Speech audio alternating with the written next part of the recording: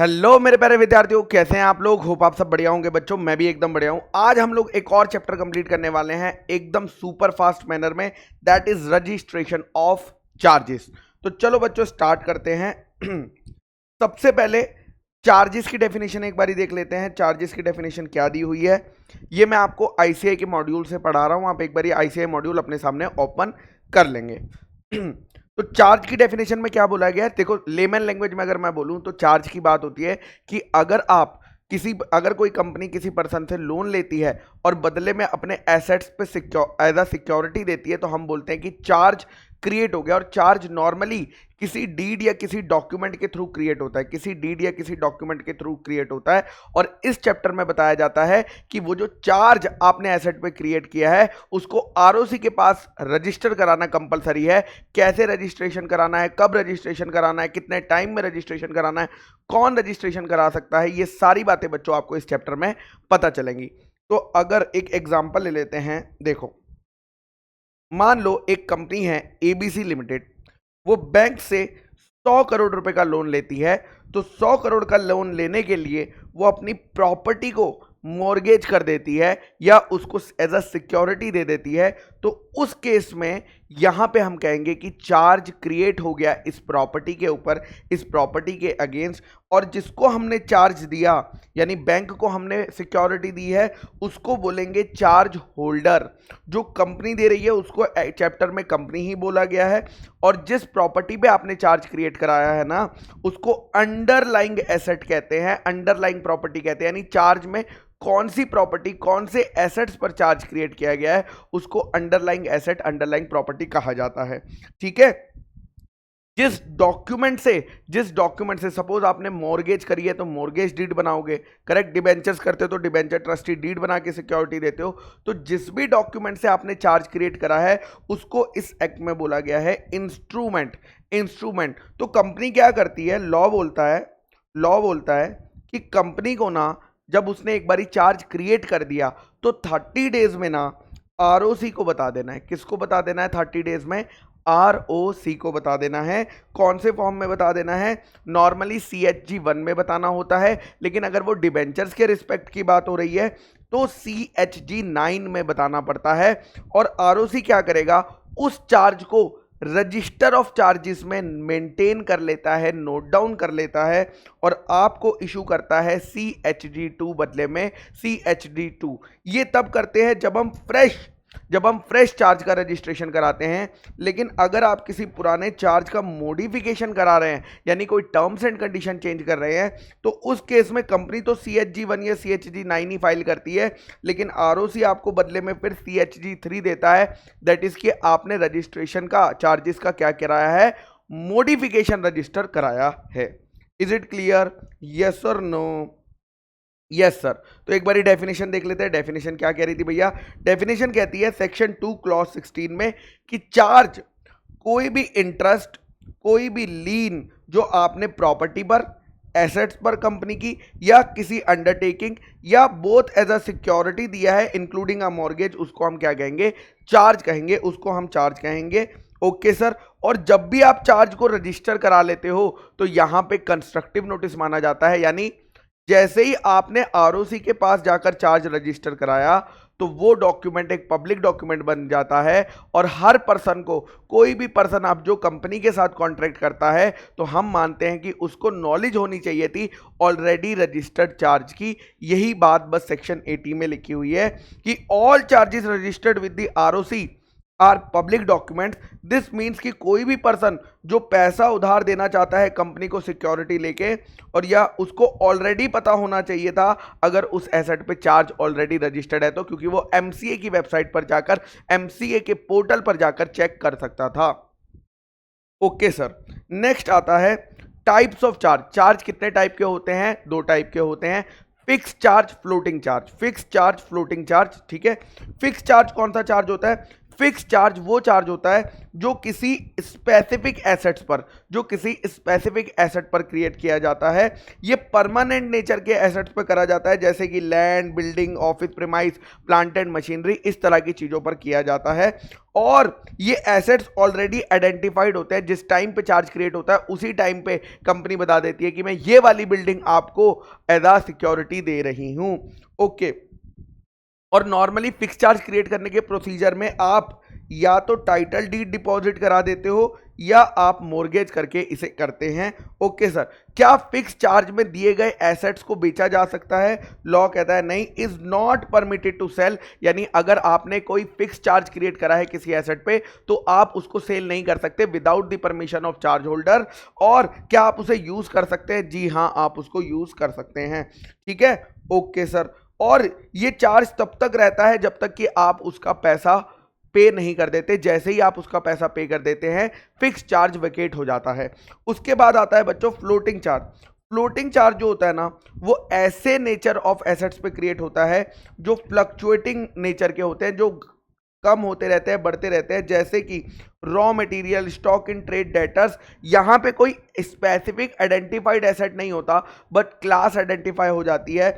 उतना ही होता है इसमें। बट क्या इसमें हम गुड सेल कर सकते हैं? जी हाँ, वहां पे हम उस एसेट को, फिक्स चार्ज में हम एसेट को सेल नहीं कर सकते थे बिना चार्ज होल्डर की परमिशन के। लेकिन फ्लोटिंग चार्ज के केस में हम अपने, क्योंकि जो एसेट्स है वो सेल कर सकते हैं, उसमें कोई दिक्कत की बात नहीं है। उसके बाद यहां पे जब आपका फ्लोटिंग चार्ज होता है तो उसका क्रिस्टलाइजेशन, एक प्रोसेस होता है क्रिस्टलाइजेशन ऑफ फ्लोटिंग चार्ज, जिससे कि फ्लोटिंग चार्ज कन्वर्ट हो जाता है फिक्स चार्ज। यानी इसका मतलब होता है कि उस टाइम पर एसेट्स आइडेंटिफाइड हो जाते हैं। बिकॉज फ्लोटिंग चार्ज में एसेट आइडेंटिफाइड नहीं होते कि ये एसेट मैं बेच सकता हूं। लेकिन जैसे ही क्रिस्टलाइजेशन होता है तो फ्लोटिंग चार्ज से क्या बन जाता है? फिक्स चार्ज बन जाता है। नॉर्मली ये कब होता है? जब कंपनी बिजनेस करना बंद कर देती है, जब कंपनी लिक्विडेशन में चली जाती है, या जब कंपनी फ्लक्चुएटिंग चार्ज के टर्म्स एंड कंडीशन को वायलेट कर देती है। इन सिनेरियोज में फ्लक्चुएटिंग चार्ज फिक्स चार्ज में कन्वर्ट हो जाता है। उसके बाद नेक्स्ट सेक्शन नंबर 77 कि ये कंपनी, ये बोलता है, ये सेक्शन बोलता है कि कंपनी की ड्यूटी है, अगर कंपनी कोई चार्ज क्रिएट करती है तो उसे जाके आरओसी के पास 30 दिन के अंदर उस चार्ज को रजिस्टर करा लेना है। So it is the duty of the company, ठीक है, it is the duty of the company to register the particular of charge. कितने दिन में करेंगे? विद इन 30 डेज करेंगे, विद इन 30 डेज करेंगे। अगर हम चार्ज क्रिएट नहीं कराएंगे तो क्या होता है? तो चार्ज होल्डर को इज्जत नहीं मिलती है। अगर हम चार्ज को रजिस्टर नहीं कराते हैं तो चार्ज होल्डर को इज्जत नहीं मिलती है। तो इसमें नुकसान किसका होता है? इसमें नुकसान होता है चार्ज होल्डर का। इसीलिए लॉ ने चार्ज होल्डर को भी ऑप्शन दे दिया कि अगर कंपनी 30 दिन में चार्ज क्रिएट नहीं, रजिस्टर नहीं करा पाती है तो चार्ज होल्डर के पास भी ऑप्शन है कि वो 30 दिन कंप्लीट होने पर चार्ज होल्डर भी आरओसी के पास जाकर चार्ज रजिस्टर करा सकता है। ठीक है, लेकिन ध्यान रखना, जितनी भी फीस चार्ज होल्डर चार्ज को रजिस्टर कराने में लगाता है वो सारी फीस वो रिकवर कर सकता है। किससे रिकवर कर सकता है? जी हाँ, कंपनी से रिकवर कर सकता है। क्यों कर सकता है? क्योंकि कंपनी की ड्यूटी थी रजिस्टर कराना, वो तो चार्ज होल्डर ने अपना इंटरेस्ट प्रोटेक्ट कराने के लिए उसको रजिस्टर करा लिया। अच्छा, रजिस्टर कैसे होता है? मैंने आपको ऑलरेडी बता दिया है कि 30 दिन के अंदर आपको रजिस्ट्रेशन कराना होता है CHG1 या CHG9 फाइल करके। CHG1 other cases, CHG9 debentures के केसेस की बात होती है। अच्छा, ये सिर्फ फॉर्म जाता है CHG1 या CHG9 या उसके साथ भी कोई चीज जाती है? जी हाँ, उस फॉर्म के साथ इंस्ट्रूमेंट जिससे चार्ज क्रिएट हुआ था वो भी सबमिट होता है। बट इस इंस्ट्रूमेंट को कौन ऑथेंटिकेट करता है? तो लॉ बोलता है पहले ये बताओ कि एसेट, जो आपने एसेट दिया है वो इंडिया में है या आउटसाइड इंडिया है। अगर प्रॉपर्टी आउटसाइड इंडिया में है, अगर प्रॉपर्टी सिचुएटेड आउटसाइड इंडिया में है तो क्या करोगे? तो कौन ऑथेंटिकेट करेगा? तो लॉ कहता है इसको कौन ऑथेंटिकेट करेगा? इसको सर्टिफिकेट देगा ऑथेंटिकेशन के लिए, वेरिफिकेशन के लिए कौन करेगा? कंपनी की अगर कंपनी सील बनी हुई है, क्योंकि कंपनी सील ऑप्शन होती है, अगर कंपनी के पास कंपनी सील बनी हुई है तो कंपनी सील लगा के उसको वेरीफाई कर सकती है। या under the head of any director और कॉमन सेक्रेटरी, यानी डायरेक्टर एंड कॉमन सेक्रेटरी के हैंड में आप क्या करवा सकते हो, साइन करवा सकते हो, या किसी ऑथोराइज्ड ऑफिसर, चार्ज होल्डर के किसी ऑथोराइज्ड ऑफिसर से भी करा सकते हो, या under the hand of some person other than the company who is interested in the mortgage और चार्ज, यानी कोई भी ऐसा पर्सन जो इंटरेस्टेड है वो भी कर सकता है। तो ये लोग बच्चों, अगर आपकी प्रॉपर्टी आउटसाइड इंडिया है तो इंस्ट्रूमेंट को वेरिफिकेशन के लिए सर्टिफिकेट पे कौन साइन करता है?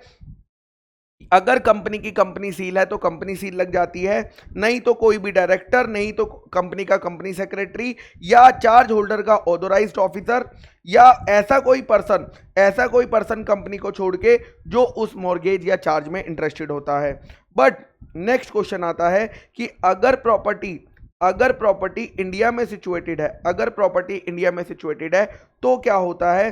तो कौन साइन करता है? तो लॉ कहता है the copy of this certificate shall be verified. कौन वेरीफाई करेगा? या तो कोई डायरेक्टर, या कोई कंपनी सेक्रेटरी अगर कंपनी ने अपॉइंट करा हुआ है, या authorised officer of the charge holder. Okay sir, time limit की अगर मैं बात करता हूं तो टाइम लिमिट को देखो, ध्यान से समझना। कई बारी चार्ज को रजिस्टर कराने में डिले हो जाता है, ध्यान से सुनना, ठीक है। ऑन और आफ्टर 2 नवंबर 2018, यानी आपके एग्जाम में जो मोस्टली चांसेस आएंगे वो कौन से क्वेश्चन के आने के हैं? 2 नवंबर 2018 या उसके बाद का जो लॉ है। तो यहां पे लॉ बोलता है, देखो ध्यान से सुनो, जिस दिन आपने चार्ज क्रिएट करा, आपने मतलब कंपनी ने चार्ज क्रिएट करा, उसके 30 दिन में नॉर्मल फीस पे करके कंपनी क्या कर सकती है? चार्ज को रजिस्टर करा सकती है। ओके सर, लेकिन अगर वो 30 दिन में नहीं करा पाती है तो उसको और 30 डेज मिल जाते हैं, लेकिन यहां पर उसको क्या पे करनी होती है? एडिशनल फीस पे करनी होती है, यानी यहां पे ज्यादा फीस लगती है। और उसके बाद भी अगर नेक्स्ट 30 डेज में भी नहीं करा पाती है तो और 60 दिन दिए जाते हैं रजिस्टर कराने के। और यहां पर एड वेलोरम फीस जो है, वो एड वेलोरम मतलब परसेंटेज, जो अमाउंट है उसका परसेंटेज कुछ आरओसी बताएगा, उस परसेंटेज पे आपको पे करना पड़ेगा, यानी फीस बहुत सब्सटेंशियली बढ़ जाती है। तो पहला क्या है? 30 दिन नॉर्मल फीस पे करके रजिस्टर करा लो, लेकिन अगर नहीं करा पाए तो और 30 दिन ले लो, एडिशनल फीस पे करा लो, और अगर तब भी नहीं कर पाए तो और एक्स्ट्रा 60 डेज ले लो और एड वैलोरम फीस, यानी टोटल कितने दिन मिल गए आपको क्रिएशन से लेकर रजिस्ट्रेशन के लिए? टोटल 120 डेज आपको मिल जाते हैं। ये बात तो हो गई 2 नवंबर 2018 के बाद की लॉ की, जो कि ज्यादा चांसेस होते हैं एग्जाम में पूछे जाने के। बट 2 नवंबर 2018 से पहले का लॉ क्या था? 2 नवंबर 2018 से पहले का लॉ क्या था, यानी चार्ज अगर उससे पहले क्रिएट हुआ तब लॉ क्या बोलता था? तो उसको भी सुन लो। वहां पे भी आपको 30 दिन में कराना होता था, लेकिन यहां पर आपको एक्स्ट्रा 270 डेज मिलते थे और सिर्फ एडिशनल फीस पे करके काम चल जाता था, यानी 30 डेज, एक्स्ट्रा 270 डेज और एडिशनल फीस। वहां पे एड वेलोरम फीस का कोई कॉन्सेप्ट नहीं होता था। ओके सर, और अगर आप इन 300 डेज में रजिस्टर नहीं करा पाए, सर 330 प्लस 270, अगर आप 300 डेज में नहीं करा पाए तो लॉ कह रहा है आप उसको 6 मंथ में रजिस्टर करा लेना, 2/11/18 के बाद वाले, ठीक है। ओके सर, गॉट इट, इतना ही आपको याद रखना है। अब मान लो आपने जब रजिस्ट्रेशन की एप्लीकेशन CHG1 या CHG9 में दे दी, CHG1 या CHG9 में कंपनी ने ROC को दे दी, तो ROC क्या करता है? ROC के पास एक रजिस्टर ऑफ चार्जेस होता है, वो उस रजिस्टर ऑफ चार्जेस में सारे पर्टिकुलर्स को नोट डाउन कर लेता है और उसे नोट डाउन करने के बाद इशू करता है क्या? Certificate of registration. अगर फ्रेश रजिस्ट्रेशन है ना, अगर आपका फ्रेश रजिस्ट्रेशन है तो वो आपको CHG2 इशू करता है। अगर आपने पुराने किसी चार्ज में मॉडिफिकेशन कराया है तो वो आपको बदले में CHG3 इशू करता है। ये बात ICAI के मटेरियल में कहाँ लिखी हुई है? ये बात नीचे नोट्स में दी हुई है। Okay sir, got it. उसके बाद मेरे बच्चा तो देखिए, issue of certificate of registration where a charge or modification is duly registered by the ROC। duly registered का मतलब है रजिस्टर ऑफ चार्जेस में अगर एक बार लिख लिया तो सर्टिफिकेट ऑफ रजिस्ट्रेशन या सर्टिफिकेट ऑफ मॉडिफिकेशन जो है वो ROC देता है प्रिस्क्राइब फॉर्म यानी CHG 2 या CHG 3 में। ओके सर, उसके बाद क्या ये जो हमने चार्जेस रजिस्टर कराने की बात करी है क्या ये सारे चार्जेस में लगेगी? तो लॉ कहता है कि हम रूल्स में प्रिस्क्राइब कर देंगे आरबीआई से बात करके कि ये जो ऊपर वाला सेक्शन है ये किस किस को नहीं लगेगा, ये जो ऊपर वाला सेक्शन है ये किस किस को नहीं लगेगा। उसके बाद सर अगर चार्ज रजिस्टर नहीं कराया तो क्या होता है? आपने अभी तक पढ़ा कि चार्ज रजिस्टर कराना पड़ेगा, या तो कंपनी करा लेगी 30 दिन में 30 दिन में 60 दिन में 30 60 में, या चार्ज होल्डर करा लेगा 30 दिन के बाद खत्म होने के बाद। लेकिन अगर नहीं कराया तो क्या फर्क पड़ता है? तो लॉ कहता है दो फर्क पड़ते हैं। पहला, अगर कंपनी लिक्विडेशन में चली जाती है तो लिक्विडेटर और क्रेडिटर्स ऐसे पे करते हैं जैसे कि पे तो करते हैं उस पर्सन को, पे तो करते हैं चार्ज होल्डर को, लेकिन ऐसे पे करते हैं जैसे कि वो सिक्योर्ड क्रेडिटर नहीं है, जैसे कि वो अनसिक्योर्ड क्रेडिटर है। यानी अगर चार्ज रजिस्टर नहीं होता ना तो उस केस में वो अनसिक्योर्ड क्रेडिटर बन जाता है। यही बात उन्होंने बोली है। देखो, अगर आपने चार्ज को रजिस्टर नहीं कराया तो चार्ज विल बिकम वॉइड किसके अगेंस्ट? लिक्विडेटर और क्रेडिटर्स। कंपनी के लिक्विडेटर और क्रेडिटर्स के अगेंस्ट वो क्या हो जाता है? वॉइड हो जाता है।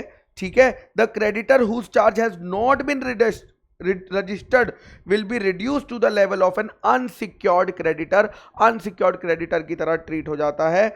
और नेक्स्ट पॉइंट जो है वो ये है कि अगर आप लेट रजिस्टर कराते हो, जल्दी रजिस्टर नहीं कराते हो, रजिस्टर तो कराते हो बट लेट रजिस्टर कराते हो, तो चार्ज होल्डर प्रायोरिटी लूज कर देता है। यानी अगर आपने यहां पर, चलो मैं इसे चार्ट से बता देता हूं तो आपको ज्यादा बेटर समझ आएगा। मान लो बैंक वन ने यहां पर लोन दिया और चार्ज क्रिएट करा। ठीक है, बैंक टू ने यहां पर लोन दिया और चार्ज क्रिएट करा। यहां पर बैंक टू का चार्ज रजिस्टर करवाया, यहां पर बैंक वन का चार्ज रजिस्टर कराया। तो अगर आप देखेंगे इस एग्जांपल में पैसा बैंक वन ने पहले दिया था, चार्ज भी बैंक वन का पहले क्रिएट हुआ था, बट वो रजिस्टर होने में क्या हो गया? डिले हो गया। तो अगर कल को प्रॉपर्टी जब बेची जाएगी ना तो क्या हो जाएगा? तो यहां पर बैंक टू को पहले पैसा दिया जाएगा। क्यों? क्योंकि बैंक टू का चार्ज पहले रजिस्टर हुआ। तो यहां पे हम देखते हैं किसका चार्ज पहले रजिस्टर हुआ, ना कि किसका चार्ज पहले क्रिएट हुआ। इस बात का आपको बिल्कुल ध्यान रखना है। यही सेम एग्जांपल बेटा यहां पे दिया हुआ, आप इसको एक बारी रीड कर लेना। चलिए नेक्स्ट पॉइंट मैंने आपको बताता हूं। नेक्स्ट पॉइंट सेक्शन 78 क्या बोलता है? बहुत सिंपल सी बात ये बोलता है कि अगर कंपनी 30 दिन में रजिस्टर नहीं कराती है चार्ज को तो हम चार्ज होल्डर को पावर दे देते हैं। तो इसकी क्या प्रोसीजर है बच्चों? The charge holder may apply to the registrar. Charge holder किसके पास अप्लाई करेगा? आरओसी के पास। वो चाहे तो रजिस्ट्रार के पास कर सकता है, लेकिन कब करेगा? अगर कंपनी 30 दिन के अंदर रजिस्टर कराने में फेल हो जाती है, तब ये पावर यानी चार्ज होल्डर को कम से कम 30 दिन तो क्रिएशन तक वेट करना ही पड़ता है। उसके बाद जब वो आरओसी को बोलेगा कि प्लीज मेरा चार्ज रजिस्टर कर लो, तो आरओसी क्या करता है? आरओसी कंपनी को नोटिस देता है, कहता है कंपनी देखो भाई ये बंदा आया है, हमें बोल रहा है कि चार्ज है, बताओ ये है या नहीं है। 14 दिन का तुम्हें टाइम दे रहे हैं। अब 14 दिन में क्या हो सकता है? दो चीजें हो सकती है, या तो कंपनी 14 डेज में खुद उस चार्ज को रजिस्टर करा लेगी, या 14 डेज में रिप्लाई कर देगी कि क्यों ये चार्ज रजिस्टर नहीं होना चाहिए। अगर ये दोनों ही सिनेरियो नहीं हुए, ना तो कंपनी ने 14 दिन में चार्ज को रजिस्टर कराया, ना तो कंपनी ने 14 दिन में कोई सफिशिएंट कॉज दिया कि ये रजिस्टर क्यों नहीं होना चाहिए, तो आरओसी क्या करता है? क्या करता है, आरओसी बच्चा रजिस्टर कर देता है उस चार्ज को। Okay sir. और जो फीस चार्ज होल्डर पे करता है, वो चार्ज होल्डर लॉफुली इंटाइटल्ड है रिकवर करने के लिए। किससे? कंपनी से रिकवर करने के लिए। नेक्स्ट आता है सेक्शन नंबर 79, यानी जो हमने सेक्शन 77 पढ़ा था कि आपको चार्ज को रजिस्टर कराना होता है ना, तो 79 बोलता है ऐसे दो केसेस है जहां पे आपको चार्ज को दोबारा रजिस्टर कराना पड़ता है। कौन सा?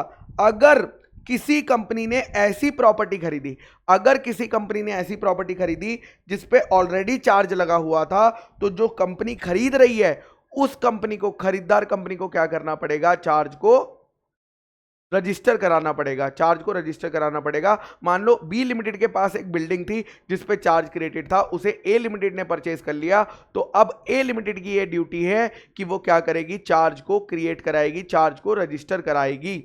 Okay sir. उसके बाद अगर आप पुराने किसी चार्ज को जो ऑलरेडी रजिस्टर्ड है, पुराने किसी चार्ज को जो ऑलरेडी रजिस्टर्ड है, उसके टर्म्स एंड कंडीशन को चेंज करते हो, तो भी आपको दोबारा से रजिस्ट्रेशन के प्रोसीजर में जाना पड़ता है चार्जेस के। Okay sir. मॉडिफिकेशन की अगर मैं बात करूं तो मॉडिफिकेशन के एग्जांपल, ये मॉडिफिकेशन के कुछ एग्जांपल्स हैं जो रीड करके जाने हैं, क्योंकि ये एमसीक्यू में कवर हो सकते हैं। पहला क्या? अगर आप एग्रीमेंट करके एग्जिस्टिंग चार्ज के टर्म्स एंड कंडीशंस को वेरी कर रहे हो। दूसरा, अगर आप लिमिट को घटा या बढ़ा रहे हो। तीसरा, अगर आप परी पासू चार्ज दे रहे हो। चौथा, अगर आप रेट ऑफ इंटरेस्ट में चेंज कर रहे हो।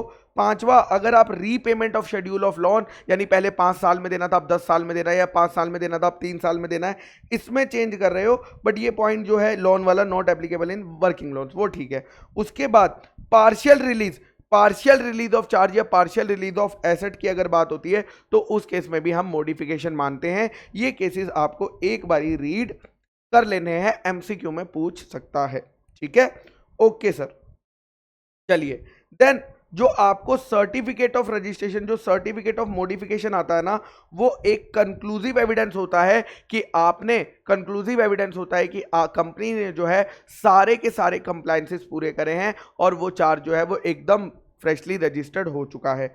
उसके बाद अभी तक हम समझ रहे थे कि जब चार्ज क्रिएट होता है उसको रजिस्ट्रेशन की बात, अब आती है कि आपने एक बारी चार्ज को रजिस्टर करा दिया और उस पर्सन का पैसा रीपे कर दिया, या उस पर्सन को कुछ और एसेट देके यानी सेटिस्फाई कर दिया, तो उस केस में क्या आपको नहीं लगता कि उस चार्ज को हमें रिमूव भी करवा देना चाहिए? उस चार्ज को अब हमें हटवा देना चाहिए एसेट पे, या वो कंटिन्यू रहना चाहिए? तो उसी केस की बात करता है सेक्शन नंबर 82 कि अगर कंपनी ने पेमेंट कर दी है चार्ज की, या सेटिस्फाई कर दिया है चार्ज को, यानी जो लोन लिया था उसको पे कर दिया या उसको सेटिस्फाई कर दिया है, उस केस में 30 डेज के अंदर, पेमेंट और सेटिस्फेक्शन के 30 डेज के अंदर कंपनी को आरओसी को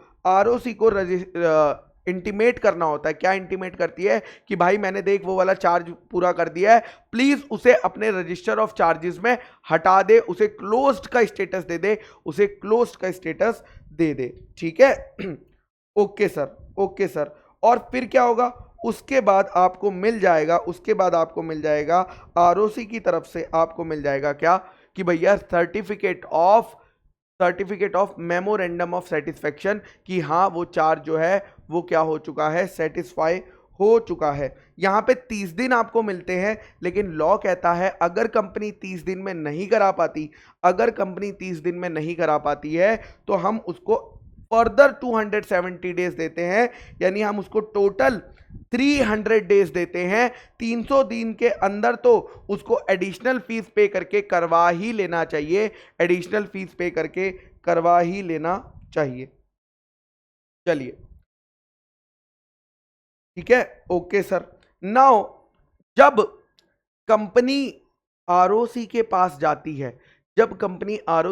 जाती है कि देखो आरओसी, मैंने ये चार्ज को सेटिस्फाई कर दिया है या मैंने ये चार्ज को फुली पे कर दिया है, तो आरओसी रजिस्टर करने से पहले एक बारी चार्ज होल्डर से पूछना चाहती है। क्यों पूछना चाहती है? बिकॉज अगर हमने हटा दिया तो चार्ज होल्डर अनसिक्योर्ड क्रेडिटर बन जाएगा, तो एक बारी उससे भी कंफर्मेशन लेती है। तो यहां पे यही लिखा हुआ है कि हम रजिस्ट्रार जो है वो शोकोज नोटिस देता है चार्ज होल्डर को कि 14 दिन के अंदर बता दे कि भाई तेरे को कोई दिक्कत तो नहीं है, कंपनी हमें चार्ज हटाने से मना कर रही है। अगर वो कोई रीजन देता है और वो रीजन नहीं देता है, मतलब हो सकता है कि चार्ज होल्डर 14 दिन में कोई रीजन ना दे, तो रजिस्ट्रार क्या करता है, रजिस्टर ऑफ चार्जेस में पुराने वाले चार्ज को डिलीट कर देता है और मेमोरेंडम ऑफ सेटिस्फेक्शन इशू कर देता है, सर्टिफिकेट इशू कर देता है। लेकिन अगर चार्ज होल्डर ने कोई रीजन बताया कि नहीं नहीं मुझे तो पैसा नहीं मिला, उस केस में क्या होगा, उस केस में बेटा रजिस्टर ऑफ चार्जेस में आरओसी एक छोटा सा नोट लिखता है और कंपनी को इन्फॉर्म कर देता है कि चार्ज होल्डर ने देखो ये वाला रीजन हमें बताया है, ये वाला तुम तो कह रहे थे पैसे दे दिए लेकिन चार्ज होल्डर तो कुछ और बात कर रहा है, तुम आपस में मैटर सॉल्व कर लो फिर बताना मुझे, आपस में मैटर सॉल्व कर लो। लेकिन ये नोटिस आरओसी को ये नोटिस चार्ज होल्डर को कब नहीं देना पड़ेगा, 14 दिन वाला। अगर जो इंटीमेशन था ना वो चार्ज होल्डर ने ही साइन कर रखा था, तो फिर उससे पूछने की क्या जरूरत जब वो खुद ही एग्री करके बैठा है कि हाँ इस चार्ज को हटा दो। चलिए उसके बाद प्रिजर्वेशन ऑफ रिकॉर्ड्स, हमें जो इंस्ट्रूमेंट है जिससे चार्ज क्रिएट हुआ था या मॉडिफिकेशन हुआ था उसे कितने सालों तक संभाल के रखना है, तो लॉ कहता है 8 साल। लेकिन 8 साल कहां से, 8 साल from the date of satisfaction of charge. यानी देखो यहां पे 3 डेट्स हैं, charge creation date, charge registration date और चार्ज सेटिस्फेक्शन डेट। तो यहां पर 8 साल आपको कहां से लेने हैं, from the date of satisfaction of charge by the company, from the date of satisfaction of charge by the company. उसके बाद कई बार क्या होता है, ना तो कंपनी सेटिस्फेक्शन के बारे में बताती है ना ही चार्ज होल्डर सेटिस्फेक्शन के बारे में बताता है, तो यहां पे रजिस्ट्रार के पास पावर आ जाती है, यानी सुमोतो उसको सेटिस्फाई करने की। मान लो अगर आरओसी के पास कोई एविडेंस आ जाता है जिससे यह प्रूव हो जाता है कि चार्ज जो है वो पे हो चुका है, सेटिस्फाई हो चुका है होली या पार्टली, तो वो क्या करता है, आरओसी के पास पावर है, आरओसी उस चार्ज को क्या कर लेगी, रजिस्टर ऑफ चार्ज में मेमोरेंडम ऑफ सेटिस्फेक्शन कर लेगी कि ये सेटिस्फाई हो चुका है, प्रोवाइडेड यहां पे ना तो कंपनी ने बताया है ना चार्ज होल्डर ने बताया है, किसी थर्ड पर्सन ने ही जाकर किसको बताया है, आरओसी को बताया है, विद एविडेंस बताया है। तो उस केस में कंपनी से बिना पूछे और इनसे बिना पूछे वो क्या करती है, एंट्री कर लेती है, और एंट्री करने के बाद इंफॉर्म कर देती है 30 दिन के अंदर आरओसी इंफॉर्म कर देता है कंपनी और चार्ज होल्डर को कि देखो मैंने क्या कर दिया, मैंने सेटिस्फैक्शन का चार्ज कर दिया क्योंकि मेरे पास कोई एविडेंस आया था। उसके बाद नेक्स्ट सेक्शन आता है सेक्शन 84। यहां पे क्या बोला गया है, अपॉइंटमेंट ऑफ रिसीवर और मैनेजर। कई बार क्या होता है, अगर कंपनी डिफॉल्ट कर देती है, अगर कंपनी नॉर्मली डिफॉल्ट वगैरह करती है, कोई दिक्कत हो जाती है, उस केस में ना रिसीवर अपॉइंट हो जाता है, मतलब जो पर्सन उसको अपने कंट्रोल में लेके सेल करने के लिए होता है, या मैनेजर अपॉइंट हो जाता है जो कि मैनेज करता है प्रॉपर्टी को जब तक पैसा नहीं मिल जाता। ये कैसे अपॉइंट होता है, ये 2 रास्तों से अपॉइंट होता है। एक ये अपॉइंट होता है अगर एग्रीमेंट में ही, कंपनी और चार्ज होल्डर के बीच में एग्रीमेंट में ही ये पावर थी, तो उस पावर के थ्रू, उस क्लॉज के थ्रू ये अपॉइंट होता है। और दूसरा कोर्ट के ऑर्डर के थ्रू ये अपॉइंट होता है। तो जब भी किसी भी कारण की वजह से अगर वो पर्सन अपॉइंट हो रहा है, अगर रिसीवर या मैनेजर अपॉइंट हो रहा है, तो भैया आपको आरओसी और किसको बताने की जरूरत है, कंपनी को बताने की जरूरत होती है। यहां पे यही लिखा हुआ है कि अगर कोई पर्सन कोर्ट का ऑर्डर ले आता है रिसीवर या मैनेजर को अपॉइंट करने का, या किसी एग्रीमेंट में लिखा होता है, पावर होती है कि आप अपॉइंट कर सकते हो रिसीवर या मैनेजर, उस केस में कंपनी को भी नोटिस देना पड़ता है और आरओसी को भी नोटिस देना पड़ता है, along with the copy of order और instrument within 30 days from the passing of the order of the making appointment. यानी जिस दिन अपॉइंटमेंट करा गया उसके 30 दिन के अंदर आपको कंपनी और आरओसी को यह बात बतानी पड़ेगी, और आरओसी इस चीज को रजिस्टर कर लेता है। लेकिन जैसे ही उसकी अपॉइंटमेंट खत्म होगी, यानी उसका काम अगर खत्म हो जाता जाता है, अपॉइंटमेंट खत्म हो जाती है, तो ये भी चीज आपको कंपनी और आरओसी को बतानी पड़ती है। ये भी चीज आपको कंपनी, ये कौन बता रहा होता है? ये नॉर्मली वो पर्सन बता रहा होता है जो अपॉइंट कर रहा होता है, और ये पर्सन कौन होता है? नॉर्मली चार्ज होल्डर ही होता है। नॉर्मली ये पर्सन चार्ज होल्डर ही होता है। नेक्स्ट आता है, अगर कंपनी इस चैप्टर के किसी भी सेक्शन में, अगर कंपनी इस चैप्टर के किसी भी सेक्शन में गड़बड़ कर देती है, कंप्लाई नहीं करती है, तो हम क्या करते हैं? हम कंपनी के ऊपर 5 लाख रुपए, ठीक है, और ऑफिसर के ऊपर 50,000 रुपए की पेनल्टी लगा देते हैं। प्लस अगर फ्रॉड का केस हमें पता चलता है कि किसी ऑफिसर ने फ्रॉड का केस करा है, जिसने विलफुली ये काम करा है, गलत काम करा है, तो उसके ऊपर सेक्शन 447 भी लग जाता है, उसके ऊपर सेक्शन 447 भी लग जाता है। नेक्स्ट पॉइंट आता है, rectification by central government in register of charges. यहां पे 2 केस कवर हैं। लॉ ने आपको जिस दिन कंपनी ने पैसा पे कर दिया था, जिस दिन कंपनी ने पैसा पे कर दिया था या चार्ज को सेटिस्फाई कर दिया था, उससे आपको 30 डेज प्लस एडिशनल 270 डेज दिए, यानी टोटल 300 डेज दिए थे। तो उन टोटल 300 दिन में भी अगर कंपनी नहीं करा पाती सेटिस्फेक्शन को, तो फिर क्या होता है? तो आप ओमिशन दे दिया। अगर आप आरओसी को टाइम पर नहीं बता पाए with in the specified time, यानी अगर आप 300 दिन तक का आपका टाइम था और अगर आप नहीं बता पाए, तो आप सेंट्रल गवर्नमेंट के पास जाकर एप्लीकेशन कर सकते हो कि हमें थोड़ा सा टाइम और दे दिया जाए, ताकि हम इसे इंटीमेट करके क्या करवा दे आरओसी के पास, मेमोरेंडम ऑफ सेटिस्फेक्शन ले ले, मेमोरेंडम ऑफ सेटिस्फेक्शन ले ले। यानी 300 दिन के बाद अगर आप कराना चाहते हैं तो सेंट्रल गवर्नमेंट के पास जाना चाहता है। उसके बाद दूसरा केस यहां पे कवर होता है, अगर आपने कोई चार्ज ऑलरेडी रजिस्टर कराया हुआ है। कौन सा? अगर आपने कोई चार्ज ऑलरेडी रजिस्टर कराया है और उसमें कोई गड़बड़ हो गई है, उसमें कोई ओमिशन हो गया है, उसमें कोई मिस स्टेटमेंट हो गई है, जो आपने आरओसी को पहले बताया था, उसका करेक्शन करवाना चाहते हो। किसका करेक्शन? यानी मैंने मान लो प्रॉपर्टी 1 दी थी, बट मैंने रजिस्ट्रार को प्रॉपर्टी 2 बता दी, तो ये तो गड़बड़ हो गई ना। तो इसके करेक्शन के लिए भी आप करा सकते हो, इसका करेक्शन भी करा सकते हो सेंट्रल गवर्नमेंट से बोल के कि सेंट्रल गवर्नमेंट प्लीज ऑर्डर दे दो रेक्टिफिकेशन का। सेंट्रल गवर्नमेंट खुद रेक्टिफाई नहीं करता है रजिस्टर ऑफ चार्जेस, वो ऑर्डर देता है और फिर आप वो ऑर्डर आरओसी को देते हो और आरओसी ही चेंज करता है रजिस्टर ऑफ चार्जेस में। बस यही बात यहां पे लिखी हुई है, यही बात यहां पे लिखी हुई है। लेकिन सेंट्रल गवर्नमेंट के पास जब आप गलती को लेकर जाते हो ना कि प्लीज हमसे ये गलती हो गई, तो आपको उसे दिखाना पड़ता है कि ये गलती आपसे एक्सीडेंटली हुई थी, यानी आपने ये गलती जानबूझ के नहीं करी थी, एक्सीडेंटल गलती थी, या इन एडवर्टाइज, मतलब आपने ये इन एडवर्टाइज भी वही होता है कि भैया गलती हमने जानबूझ के नहीं करी थी, कोई फ्रॉड का इंटेंशन नहीं था, कोई गलत बताने का इंटेंशन नहीं था।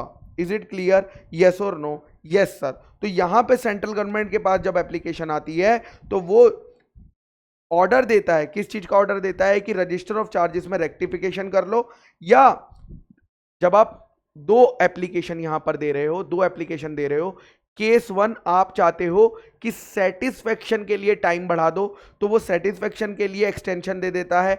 और अगर आप इसलिए जा रहे हो, किस लिए जा रहे हो? अगर आप इसलिए जा रहे हो कि पुराने चार्ज में कोई गलती हो गई थी बताने में, उसको ठीक कराना है, तो उसमें रजिस्टर ऑफ चार्जेस में ठीक कराने के लिए उसका भी सेंट्रल गवर्नमेंट ऑर्डर दे सकती है। तो यहां पे बच्चों हमारा चैप्टर कंप्लीट हो जाता है, यहां पर हमारा चैप्टर कंप्लीट हो जाता है। Is it clear? यस और नो? जैसे ही आपका ये चैप्टर कंप्लीट होता है, इसके बाद आप सारे के सारे अपने क्वेश्चन बैंक के क्वेश्चन सॉल्व कर लिया करें, ताकि आपका कॉन्फिडेंस जो है वो एकदम बढ़ जाए। अगेन मैं बता देता हूँ, ये जो सीरीज है ये एकदम रिविजनरी सीरीज है, मतलब अगर आपने पूरा चैप्टर पहले पढ़ा हुआ है, बस आप ये जानना चाहते थे कि की पॉइंट्स क्या थे, क्या बातें आप यहाँ पे जानना चाहते थे, ये सिर्फ उसी चीज के बारे में यहाँ पे बताया गया है। डिटेल एक्सप्लेनेशन इन सीरीज में नहीं है, सिर्फ क्योंकि हम ये सीरीज इसलिए बना रहे हैं ताकि आपको लास्ट डे जब आप बैठो पढ़ने, तो बस आप इन वीडियोस को देख के आगे काम चला सको। सिर्फ इन वीडियोस को भी देख लिया तो आपका काम हो जाएगा।